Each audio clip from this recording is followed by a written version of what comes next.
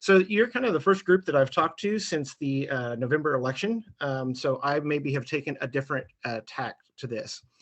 When we talk about civic engagement, I want to talk I want to touch on barriers. It's not as easy when you talk about registering people to vote and stuff. There are barriers that are in place that are just barriers. So there are structural barriers, especially for 18 to 24-year-olds. Voter registration is the biggest one of those. And a large part of that is because elections is a great example of federalism. So each state has different rules. You know, George talked about people voting in different states. You know, part of what they probably had to figure out is, you know, did they have to show ID? What was the things they had to do in order to vote? And those can be really restrictive.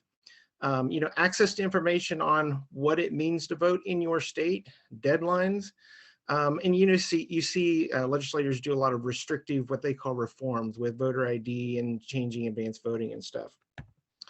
Really good examples for removing barriers are these states: Minnesota, Colorado, Wisconsin, Maine, Washington, Oregon. They have the highest turnout, and it's largely because they have same-day registration. Maine and Minnesota have had it for 40 years.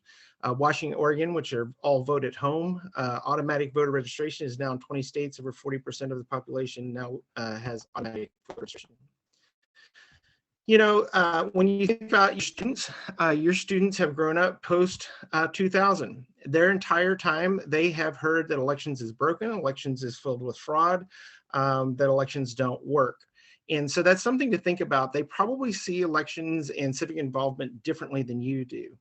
The Kansas Health Foundation, when they talk about civic health measures, they have trust and confidence in institutions as one of the most important things for a measure of civic health. And that's a concern of mine, especially when you look at what has happened over the past couple of cycles. Misinformation and disinformation is real and has been a big problem for us, not just in 2020. It really started a few cycles ago. We could tell when a bot started to push misinformation, because we would start getting phone calls about rumors and myths that were flat out not true. And this is across the political spectrum. People would call us with the most outrageous things, and it had been spread both through liberal and conservative media. So it's not just a one-person thing.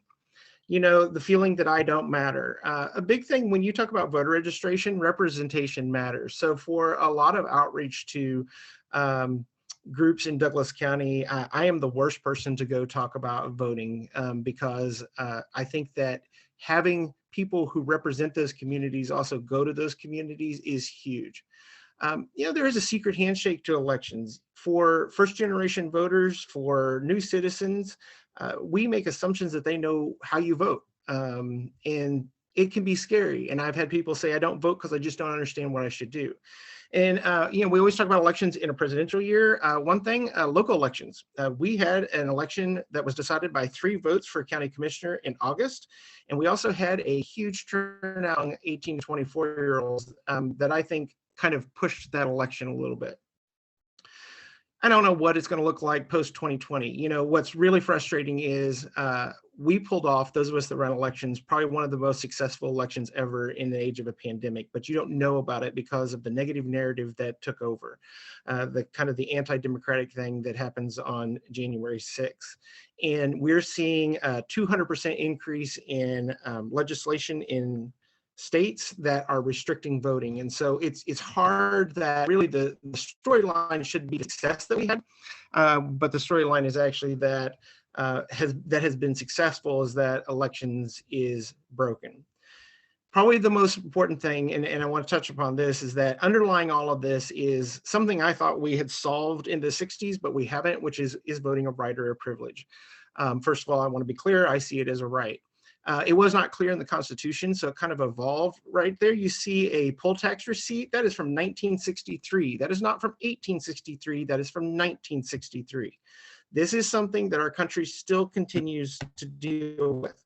LBJ's speech on civil voting rights is one of my favorite speeches. It reminds me of what I do and why I do it. And he says the most basic right of all is the right to choose your own leaders. And that's something I think we can't forget.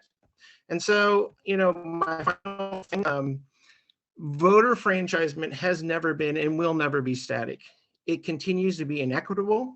It is difficult to access, and it will always face challenges. There are tons of hurdles. I put a quote there from Justice Black in Westbury versus Sanders, where he says, "No right is more precious in a free country than having a voice in an election." So I talked about all of these hurdles, and I want to end with, while there is a lack of a finish line and there's an endless row of hurdles, it does not mean that we don't keep trying. And it doesn't mean we don't run the race. It means we work harder and that we never stop running forward. And if a hurdle is something we can't remove, we talk about our office, we just make sure the bill ramp so that people can just leap over a hurdle.